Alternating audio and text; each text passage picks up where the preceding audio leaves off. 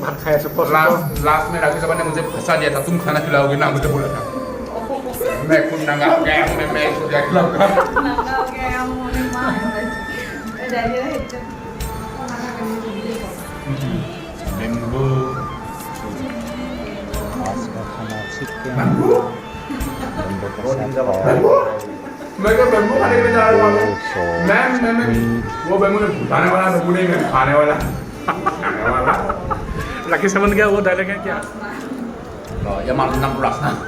lo aku balok এটা ইমান মানে এটা দে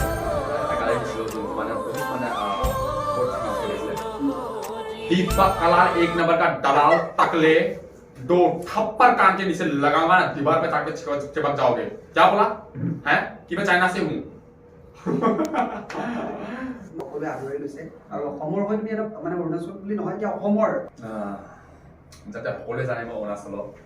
অৰুণাচল চাংলাং ডিষ্ট্ৰিক্ট সুপৰিয়ৰী গাঁও হয়। মই যোনখন গাঁৱত থাকোঁ মানে একদম মানে ষ্টাৰ্টিং